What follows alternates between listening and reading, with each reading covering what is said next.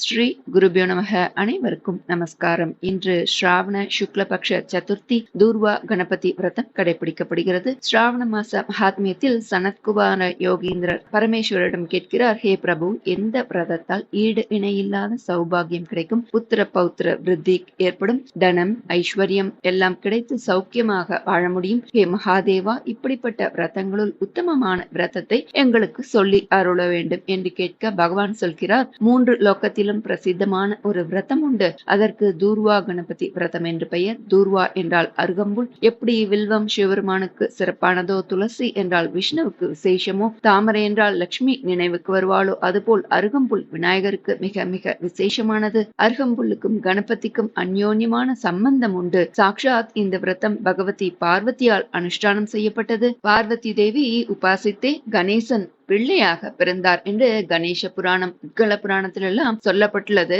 ஒரு லீலா மாத்திரத்திலேயே பிள்ளையாக பிறந்தவர். உள்ளபடி அவர் ஒரு பரமாத்மா. சாக்ஷாத் அன்னை பார்வதியும் சரஸ்வதி தேவியும் தேவராஜா இந்திரனும் இந்த விரதத்தை அனுஷ்டானம் செய்துள்ளார்கள். சாக்ஷாத் ஸ்ரீஹரியும் அனுஷ்டானம் செய்தாராம். நவநிதிகளுக்கு அதிபதியான குபேரனும் அனுஷ்டானம் செய்தார். மற்ற தேவதைகள், முனிவர்கள், கந்தர்வர்கள், கிண்ணறர்கள் எல்லோரும் சர்வ சித்திக்காக இந்த விரதத்தை அனுஷ்டானம் செய்தார்களாம். இந்த தூர்வா கணபதி விரதமானது மொத்த பாபங்களையும் பாப கூட்டங்களையும் அழிக்க வல்லது. சகல சித்தி தரக்கூடியது. நேற்று ஸ்வர்ண கௌரி ஹேமமயமாக ஸ்வர்ணமயமாக ஜொலித்தால் இன்று அவரது புத்திரன் ஸ்வர்ணமயமாக ஹேம பீட்டத்தில் இருப்பது போல் அமைக்க வேண்டும். மனை மீது கோலமிட்டு அது முழுவதும் அருகம்புல் பரப்பி அதன் மேல் கணபதி விக்கிரகம் வைத்து பூஜிக்க வேண்டும். அவருக்கு சிகப்பு வண்ணம் மிகவும் பிரியமானது. செம்பருத்தி, செந்தாமரை, செவ்வரளி போன்ற மலர்களால் அர்ச்சிக்கலாம். செவ்வாழையும் மிக விசேஷமானது. இந்த தினத்தில் 5 விதமான தளிர்களால் அர்ச்சிக்க வேண்டும் சொல்லப்பட்டது. நாயுர்வி, சமி என்னும் வன்னிபத்திரம், துர்வா எனும் அருகம்புல், துளசி. துளசி சாதாரணமாக பிள்ளையாருக்கு சாத்தக்கூடாது.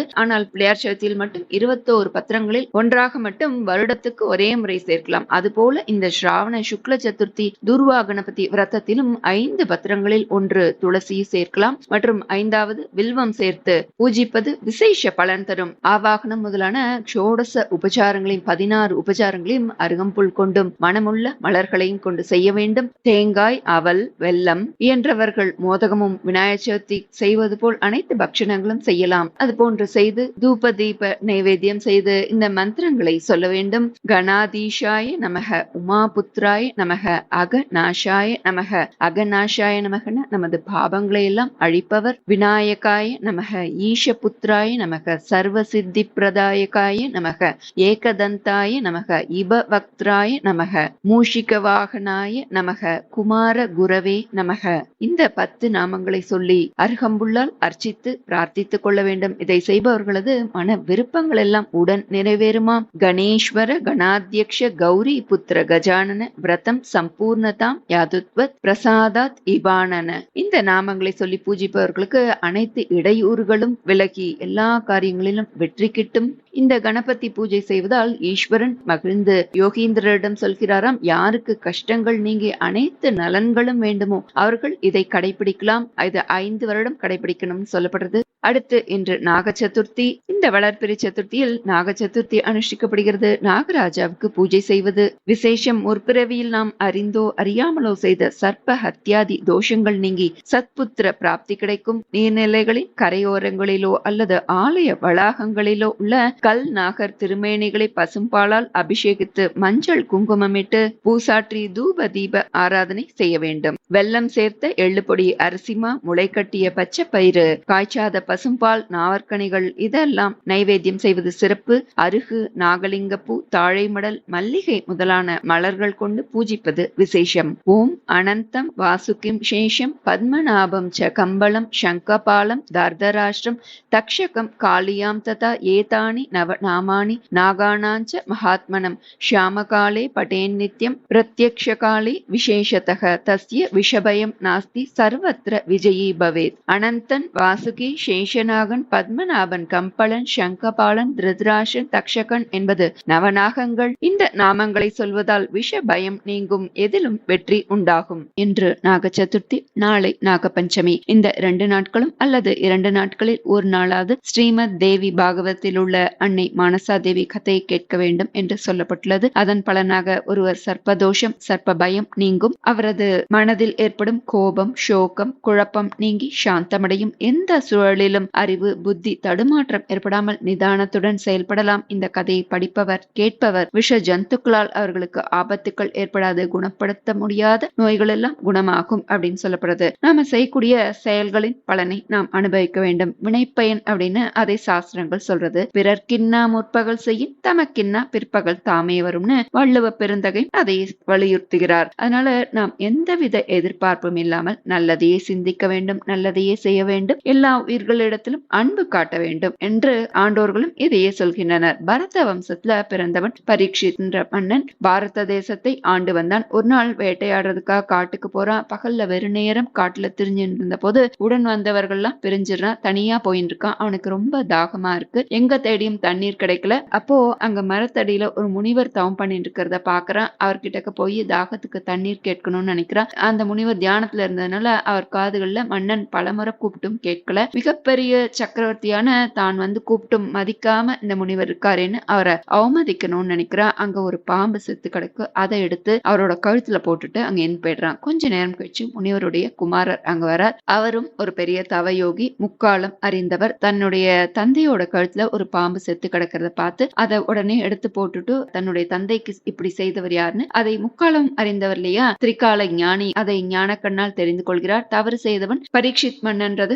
தெரிந்து விடுகிறது. பாம்பினால் தந்தையை அவமதித்த மன்னன் இன்றிலிருந்து 7 நாட்களுக்குள் பாம்பு தீண்டி இறப்பான் அப்படின்னு அவனை சபித்து விடுகிறார். முனிகுமாரரது சாபம் பலிக்க செய்ய நாகலோகத்துல ஆலோசனை நடக்கிறது. தக்ஷன்ற நாகம் அரசனை கொல்லணும்னு முடிவாகிறது. இந்த செய்தி மன்னனுக்கும் சென்றது. பயத்தினால நடுநடுங்கி போனான். மந்திர மாயங்கள்லாம் செய்தான். தவறு செய்தவன் தண்டிக்கப்பட வேண்டும்ன்றது நீதி இல்லையா, அதனால எது செய்து மந்திர மாயம்லாம் பலிக்கல. கடலுக்கு நடுவுல போய் பலத்த பாதுகாப்போட ஒரு வசிப்பிடம் தயாராகிறது. சுற்றிலும் ஆயிரக்கணக்கான வீரர்கள் பாதுகாத்துட்டு இருக்கா. மந்திர தந்திரங்கள்ல கை தேர்ந்தவர்கள் விழிப்போட தயார் நிலையில இருக்கா. 2 நாட்கள் ஓடுறது. மன்னன் தூக்கம் இல்லாம தவிக்கிறான். எளிதில் பாம்பு நெருங்காத வண்ணம் ஒரு ஒற்றை சங்கிலி அதுல ஒரு தொட்டில் கட்டி அதுல உட்கார்ந்துட்டு இப்படியே இருக்கான் தூங்காம. ஒரு நாள் யாரோ சில முனிவர்கள்லாம் மன்னனை பார்க்க வந்திருக்கா அப்படின்னு சொல்லி செய்தி சொல்றா. அவர்களை உள்ள ஐஷன் வர சொல்றான். எல்லா முனிவர்களும் பார்க்க வந்திருந்த போது அதுல ஒரு நடுவுல இருந்த முனிவர் ஒரு மாம்பழத்தை எடுத்து, மன்னா நீங்க இதை சாப்பிட்டா எந்த விஷமும் உங்களை கொள்ளாது அப்படின்னு சொல்லி ஒரு பழத்தை எடுத்து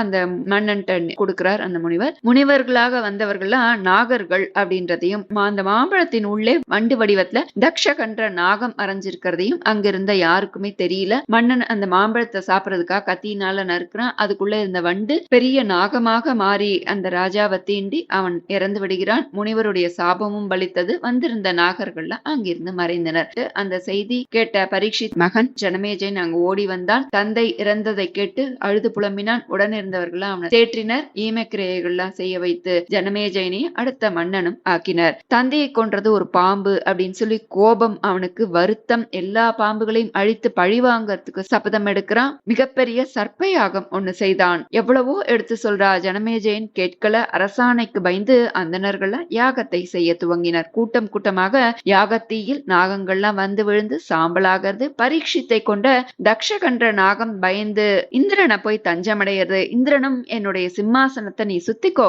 உன்னை யாக மந்திரத்தினால இழுக்க முடியாதுன்னு சொல்லி அதுக்கு அபயம் அளிக்கிறான். இதை யாகம் செய்தவர்கள்லாம் தெரிந்து கொண்டு இந்திரனுடன் சேர்ந்து தக்ஷகனும் வரக்கடவுதுன்னு சொல்லி அதற்கேற்ப மந்திரத்தை சொல்லி யாகம் செய்யறா. இந்திரன் மனசா தேவியை பூஜித்து தன்னை காப்பாற்றுமாறு வேண்டி கேட்கிறான். இது ஒரு புறம் இருக்க, முன்னொரு சமயம் மனிதர்கள்லாம் சர்ப்பங்களை பார்த்து பயந்து காஷிப முனிவர்கிட்ட போய் சரணடைறா. அவர் பிரம்மாவோட ஆலோசித்து பல அநேக மந்திரங்கள்லாம் சிருஷ்டி பண்றார். பிரம்மாவோட உத்தரவுப்படி அந்த பீஜ மந்திரங்களுக்கு தகுந்தாற் போல தேவியை மனசாலேயே சிருஷ்டிக்கிறார். மனசுலேயே தேவி சிருஷ்டியானதுனால மானசா தேவின்னு அழைக்கப்படுறா. அவள் கைலாயத்தை அடைந்து 1000 தேவ வருஷம் சிவபெருமானை நோக்கி பூஜித்து வந்தாள். அதனால சந்தோஷம் அடைந்தார் பெருமான். அவளுக்கு மிகுந்த ஞானத்தை கொடுத்தார். லக்ஷ்மி மாயா காம பீஜத்தோடு கூடிய கிருஷ்ண மந்திரத்தையும் அவளுக்கு உபதேசம் என்றார். பூஜா விதியையும் சொல்லி புஷ்கர கஷேத்திரத்துக்கு போய் நீ தவம் செய்யு சொல்றார். மனசா தேவி புஷ்கர கஷேத்திரத்துக்கு போய் 3 யுகம் தவம் செய்யறா. கிருஷ்ண கிருஷ்ணரையும் தரிசித்து அவருடைய அருளையும் பெற்றாள். அப்போ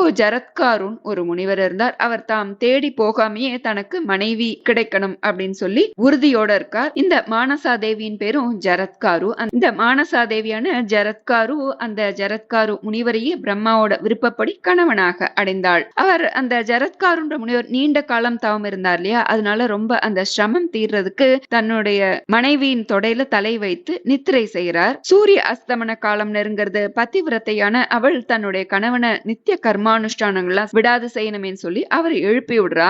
ஆனா முனிவருக்கு கோபம் வருது. அதனால அவள் தனக்கு பெருத்த அபச்சாரம் செய்துட்டதாக அவள்கிட்ட கோபப்படுறார். மனைவி ஜரத்காரு தன்னுடைய கணவனோட பாதங்கள்ல விழுந்து கரித்து, தர்மத்துக்கு பங்கம் வந்துடக்கூடாதுன்னு தான் நான் இப்படி உங்களை எழுப்பி விட்டேன், என்னுடைய குற்றத்தை நீங்க மன்னிக்கணும் சொல்லி மன்றாடி கேட்கிறா. ஆனா முனிவருடைய கோபமோ தீரல. மனைவியை சபிக்கணும்னு நினைக்கிறார். அப்போ சூரியன் சந்தியா தேவியோட அவர் முன்னாடி தோன்றுகிறார். மகரிஷே, தேவியை நீங்க சபிக்கணும்னு நினைக்கிறது சரியில்லை. உங்களுடைய நித்திய கர்மானுஷ்டானங்களா தவறிடுமேன்னு சொல்லி அந்த பயத்துலதான் உங்களை எழுப்பி விட்டாள் தேவி. பிராமணர்களுடைய மனம் வெண்ணெய்க்கு ஒப்பானதாக சொல்வர். அவ்வளவு இளகிய மனது அவர்களுக்கு. அரை க்ஷணம் தான் அவர்களுக்கு கோபம் இருக்கும். அதற்கு மேல நீடித்தால் இந்த உலகம் எல்லாம் சாம்பல் ஆகிவிடும் அப்படின்னு சொல்றான். முனிவர் அந்த வார்த்தையை கேட்டு சாந்தமடைந்தார். இருந்தாலும் தன்னுடைய கோபத்துக்கு எப்போ ஆளானாலோ அப்போதே அவளை விட்டு போறதா உறுதி சொல்லியிருந்ததுனால ஜரத்காரு முனிவர் தன்னுடைய மனைவியை விட்டு பிரிந்து போகணும்னு நினைக்கிறார். அவளோ தன்னுடைய தந்தை காஷ்யபரையும் மும்மூர்த்திகளையும் நினைக்கிறாள். மும்மூர்த்திகளும் அங்கு தோன்றினார்கள். அப்போ பிரம்மா விஷ்ணு பார்த்து சொல்றா, கே பரந்தாமா, ஜரத்காரு முனிவர் செய்யக்கூடிய இந்த காரியம் எப்படி நியாயமாகும்? இவளுக்கோ புத்திர உற்பத்தி ஏற்படல, அதனால இவளை விட்டு பிரியலாமா? புத்திர பேரு கொடுக்காம வைராகியத்தோட இப்படி மனைவியை விட்டு போறவனுடைய புண்ணியம் எல்லாம் சல்லடையில நீர் ஒழுகுவது போல வீணாகிடுமே அப்படின்னு சொல்றார். அது கேட்ட இந்த ஜரத்காரு முனிவர் தன்னுடைய மனைவியை நெருங்கி அவளுடைய நாபியை தொடரார். மானசா, உனக்கு புத்திரன் உண்டாவான். அவன் சிறந்த ஜிதேந்திரியனாக, தர்மிஷ்டனாக, பிராமண சிரேஷ்டனாக, தபஸ்வியாக, ஈஸ்வர பக்தி உள்ளவனாக இருப்பான். அவனால் நம்முடைய குலம் கடை தேரும். அவன் பிறந்ததும் பித்திருக்கள்லாம் சந்தோஷம் அடைவார்கள். நல்லொழுக்கமுள்ள ஸ்ரீயே பதிவிரதை இப்படி பாலவாறு அவள்கிட்ட சொல்லி, ஒரு காரணத்தினால நான் உன்னை விட்டு பிரிந்து போறேன், அந்த குற்றத்தை நீ பொறுத்துக்கணும். பொறுமையாக இருக்கக்கூடிய பதிவிரதைகளுக்கு கோபம் கிடையாதுமா. நான் புஷ்கர கஷேத்திரத்துக்கு போய் தவம் செய்யறதுக்கு போறேன்னு சொல்ற. ஜரத்காரும் கணவன் நமஸ்கரித்து, உங்களுடைய விருப்பத்தை நான் தடுக்கல, நான் எப்போ உங்களை நினைக்கிறேனோ அப்போ நீங்க எனக்கு தரிசனம் தரணும் அப்படின்னு சொல்ற. முனிவரும் மனைவியிட்ட விடை பெற்று புஷ்கர கஷேத்திரத்துக்கு போறார். மானசாதேவியும் பக்தியோட ருத்ரரை அடைந்தாள். பார்வதி பரமேஸ்வரரும் அவள் மேல இரக்கம் கொண்டு அவளுக்கு ஞானோபதேசம் செய்யறா. கொஞ்ச காலத்துல ஒரு சுப தினத்துல ஜரத்காரு சத்புத்திரனை பெற்றாள். அவன் தாயோட கர்ப்பத்திலேயே இருக்கிற போதே ஞானோபதேசம் பெற்றதுனால ஞான பிரகாசனாய் விளங்கினான். அவனுக்கு ஆஸ்திகர் அப்படின்ற பெயர் சூட்டி ருத்ரரே சகல வேதங்களையும் அவனுக்கு அத்தியனம் செய்தார். ஆஸ்திகனும் புஷ்கர கஷேத்திரம் சென்று 3 லட்சம் வருஷங்கள் தவம் செய்து அருள் பெற்றான். இப்போ மானசாதேவி ஜரத்காரு முனிவருடைய மனைவின்னு பார்த்தோம். அவள் அம்பிகை வரம் பெற்றவள், சக்தி அம்சம் பொருந்தியவள். இப்போ இந்த ஜனமேஜயன் யாகம் பண்றான்னு சொல்லி பார்த்தோம் இல்லையா. இந்திரனும் மானசாதேவிய தன்னை வேண்டி காப்பாத்தணும்னு சொல்லி கேட்கிறான். இப்போ தான் நினைக்கிறேனோ அப்போ தனக்கு தரிசனம் தர வேண்டும்னு சொல்லியிருக்கா இல்லையா. இப்போ மானசாதேவி தன்னுடைய கணவரும் மகா தபஸ்வியுமான ஜரத்காரு முனிவரை வணங்கி, நீங்க தான் போய் அந்த யாகத்தை நிறுத்தணும்னு சொல்லி வேண்டி கேட்கிறார். அவர் சொல்றார், தன்னுடைய அப்பா மரணத்துக்கு பழிவாங்கத்துக்கு தான் ஜனமேஜயன் யாகம் செய்யறான். அவனை தடுத்து நிறுத்தக்கூடிய சக்தி யாருக்குமே கிடையாது அப்படின்னு சொல்லி மறுத்து சொல்றார். மானசாதேவி தன்னுடைய கணவரை அன்போட, தங்களுக்கு தெரியாத தர்மம் இல்ல, தவறு செய்தவர் யாராக இருந்தாலும் தண்டனைக்கு உரியவர்கள் அப்படின்றது வேதமும் போதிக்கக்கூடிய நீதி இல்லையா. பரீட்சித்தோ தன்னோட சுயநலத்துக்காக முனிவரை அவமதித்து தவறு செய்தான், அதனால தண்டிக்கப்பட்டான். இந்த ஜனமேஜயன் ஏதும் அறியாதவன், தாங்களோ வேதம் அறிந்தவர், அறவழியை போதிக்க கூடியவர், அதனால அவனுக்கு நியாயத்தை எடுத்து சொல்லி அந்த அபத்தமான யாகத்தை நிறுத்தி அருள வேண்டும். தங்களுடைய சொல் அவனுடைய மனதை மாற்றும், அஞ்ச வேண்டாம் சொல்லி சொல்றா. பராசக்தியின் அம்சம் பெற்றவளே மானசாதேவி, அதனால் அவ எது சொன்னாலும் அது வலிக்கும் அப்படின்றது முனிவருக்கும் தெரியும். சர்ப்பயாகம் நடக்கக்கூடிய யாகசாலைக்கு போய் ஜனமேஜயன்ட்ட உடனடியாக யாகத்தை நிறுத்து, எப்படி செஞ்சா இந்த பாபம் உன்னுடைய சந்ததிகளையும் பாதிக்கும், நாட்டுக்கும் இது கேடு விளைவிக்கும் சொல்றார். யார் சொல்லியும் கேட்காத மன்னனுடைய மனம் மானசாதேவினால அனுப்பப்பட்ட ஜரத்காரு முனிவருடைய அவளுடைய சொல்லுக்கு கட்டுப்பட்டது. இருந்தாலும் மகா சக்கரவர்த்தியான தன்னுடைய தந்தையின் மரணம் ஒரு வீர மரணமாக இல்லாம பாம்பு தீண்டி நடந்தது அப்படின்னு சொல்லி நினைச்சு முனிவரை பார்த்து வணங்கி, பெருமானே நீங்க என்னை பொறுத்தருள வேண்டும், என்னோட மனசு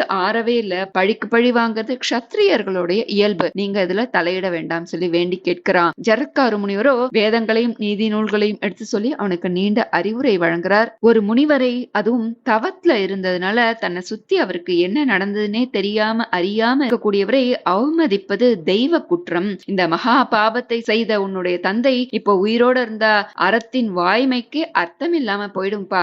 நீ உன்னுடைய மக்கள் இந்த நாடும் சுபிக்ஷம் இல்லாமல் வாடியிருப்பீர்கள். நடந்ததெல்லாம் தெய்வ செயல், கெட்டதையெல்லாம் மறந்து நீதி நெறி தவறாமல் ஆட்சி செய்வதற்கு முதல்ல நீ இந்த யாகத்தை நிறுத்து அப்படின்னு சொல்லி உபதேசம் என்றார். அவன் பரத வம்சத்தில் பிறந்தவன். மாந்தாத்தா, யது, ஸ்ரீராமன் போன்றோரெல்லாம் அவனது முன்னோர் இல்லையா? அதனால அவன் நீதிக்கு கட்டுப்பட்டு மானசாதேவியின் அருளால் ஜரத்காரோ முனிவர் சொன்ன அறிவுரைகளை ஏற்று அந்த சர்ப்ப யாகத்தை நிறுத்தினான். அப்போ அங்க மானசாதேவியும் வருகை தந்து தன்னுடைய சக்தியால் யாகத்தீயில் பொசுங்கிய நாகங்களை எல்லாம் மீட்டு உயிர்த்தெழ செய்தால். தக்ஷகன் உட்பட அனைத்து நாகங்களையும் காப்பாற்றி அருள் புரிந்தாள். நாகலோகமே மகிழ்ந்தது. பாம்புகள் தேவியை பூஜித்து வழிபட்டனர். மானசாதேவியை வழிபடுபவர்களை இனி தீண்ட மாட்டோம் அப்படின்னு பிரமாணமும் செய்தனர். யாகத்தை நிறுத்தினாலும் தன்னுடைய தந்தையோட மறைவு அவனுக்கு ரொம்ப வேதனை தந்தது. ஜனமேஜயன் மட்டும் தன்னுடைய மனசு ஆறாம சோகத்தோடயே இருந்தான். அவனை சாந்தப்படுத்துறதுக்கு அன்னை பராசக்தியின் அருட்கதைகளை சொன்னார் முனிவர். அசுரர்களையும் அழித்து மூவுலகையும் காப்பாற்றியவள் தேவி, இந்திரனுடைய மனைவி சசிதேவியின் கற்பையும் காத்தவள் தேவி அப்படின்னு தொடர்ந்து அவளது